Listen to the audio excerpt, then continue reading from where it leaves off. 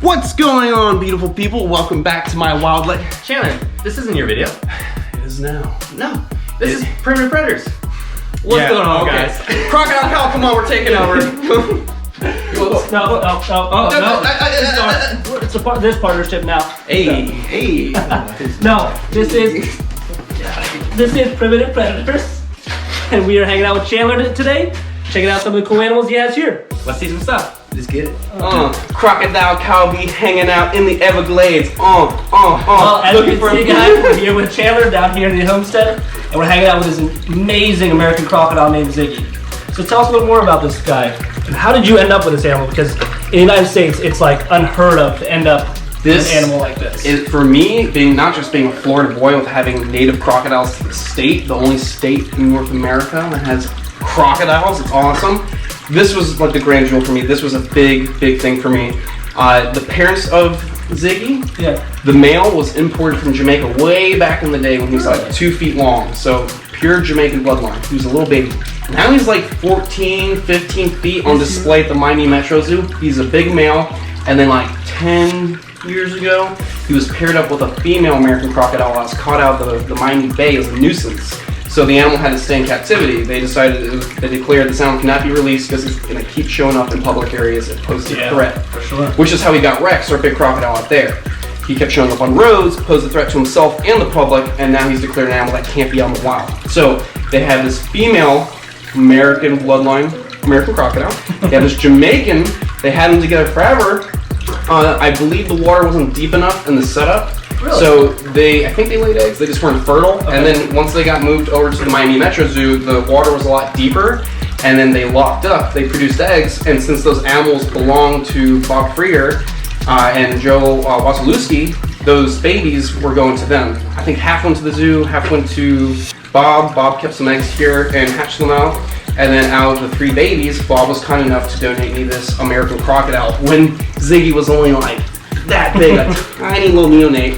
6-8 months later, now we have this beautiful cutis, almost 80-year-old. He's doing awesome. I've been giving him a good variety in this diet: fish, shrimp, rat pups, crocodilian chow, the Missouri chow that you guys get to. So a good varieties of the diet. Yeah. Seems like it's hard to get, especially these crocodiles, on Missouri so young. It's awesome that it's doing so well. Yeah. With such a varied diet, because especially with this size, it's so hard to really give them a varied diet because, what do you have to offer? Yeah. Whereas like the big guys, you can get quail, chickens, rabbits, rats, pigs, anything. Feral pigs out here in Florida, all that gut content, you throw that to a big crocodile and that's enrichment. It's good for the animal. It helps with, properly producing fertile eggs. Especially obviously with the American crocs, they eat a lot of fish too. So obviously with the Missouri, it's good because they have a lot of fish oil in there, and the ingredients contain fish. So it's hard to give these guys the proper diet at such a young age. But he's doing so awesome here. I love seeing these little guys, especially with the pronounced scoops, even at this age. Oh yeah, the American crocs. It's insane, the osteoderms on these animals. They're always displaced in odd little areas. Out of the 3 babies that we had here, I kept looking at all the osteoderms to pick out my crocodile. And this guy was just like the perfect set of osteoderms. And for you guys who don't know what osteoderms are, these are the bony plates on the back of alligators, crocodiles, and caimans. Solid bone underneath. It's used like a solar panel to collect energy, and it's armor to protect the internal organs.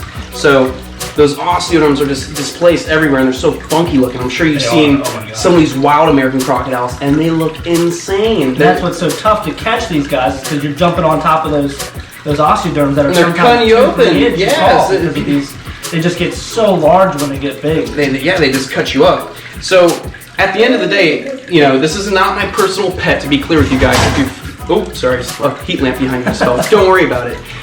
This animal is not like a personal pet. Don't think that crocodiles are pets. They're not. Alligators, crocs, caiman, all that stuff, they do not make good animals to keep. They're never intended as pets. I use these animals as an educational ambassador. Crocodile Kyle does that. He does conservation breeding for insurance colonies. Anyways. As well as rescues them. And that's the thing is there's so many that end up in people's houses and they realize that this isn't a good pet, and then what do I do with the damn thing? People end up buying baby alligators in states where it's legal, and they raise them up in bathtubs, they raise them in fish tanks, they feed them goldfish from the pet store, which they don't know is full of zinc and will kill your reptiles if you consistently feed them that. Sorry, a lot of jibber jabber. At the end of the day, all I'm trying to say is Ziggy is not a pet, he's a bastard for his species. The American crocodiles were endangered when I was a young child, and then once I turned like 9 or 13, they were declared just a protected species. So they're not endangered, but they're still protected. You can't mess with them, and they belong in the wild here in the Keys. So when you see them out there and you're tarpon fishing, don't be worried. That's just our friendly neighbor. It's all from conservation efforts. You know, that's why it's so important with what you and I do with just education. 3/4 of conservation is education itself. Yeah. You know, so just getting the word out in these animals needing help, you know? Yeah, I grew up in a zoo setting. You know, I would grab small crocodiles and alligators like this for guests when I was 13, and I'd take them out and I'd do little educational seminars. I'd take them out for the kids. We do little tours. That was at Native Village on the reservation, so that's what I grew up doing, and that's what you're doing too. That's the best thing you do. We can't just have these animals and be selfish about it. We gotta share what we're experiencing. We gotta show the world. And it's really cool because like stuff like this, you guys are watching on a GoPro right now. Cameras like these were not available a while back. It was hard to get stuff like this. Now we can share our lives with you, and you can experience these cool animals. And I'm jealous, though. I gotta say, you grew up around these animals. I always dreamed of moving down here one day, and heck, this was your childhood, you know? Yeah, dude, I'm blessed to have grown up in Florida with the snakes, the gators, all this fun stuff. Listen, you really like Ziggy? I know you have the species right over here. You had this this animal already in your collection, but I'm gonna take him out anyways. You stay right here. Let me just pull him out. This is an animal that's been on my channel for a long time, and he's actually the first crocodilian I got with my license a couple years ago. This is Bruce. Well, actually about a year ago. Oh my god. Bruce, the broad-snouted caiman. Here you go. I love these guys. He's aggressive. I'm sure yours are as well. They're like little bulldogs. I mean, look at the wide head on them. They're just so strong, they got such a personality to them. Like, no matter how much you work with them, they are just so fired up. It's insane. They're such a cantankerous defensive species, but the most insane thing about this animal is a lot of people look at them. Excuse me, I'm burping.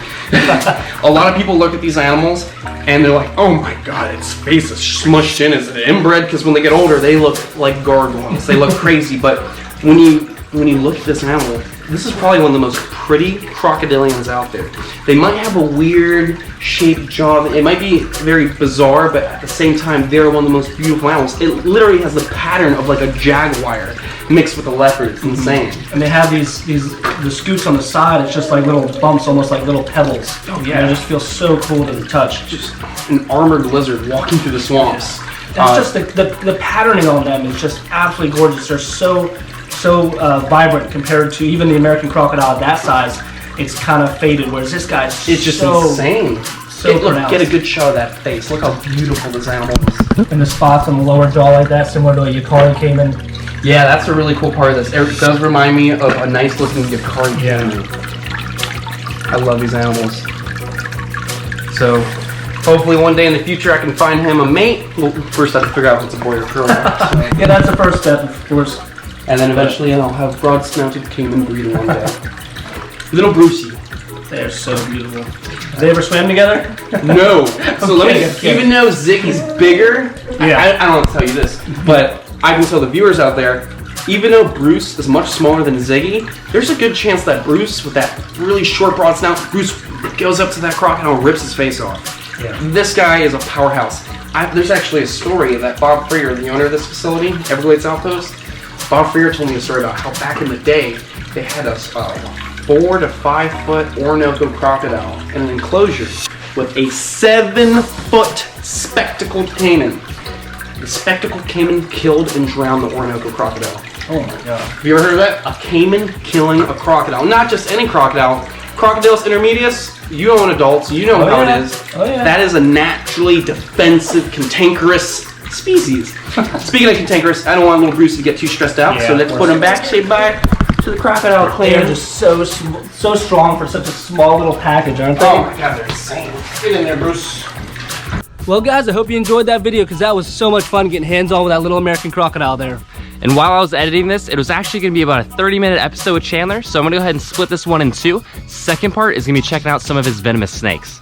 Yeah, and it was my first time getting hands-on with a cobra, so guys, make sure you check it out because it was so much fun. And make sure you also like, comment, subscribe, and we'll see you on the next one. See you guys.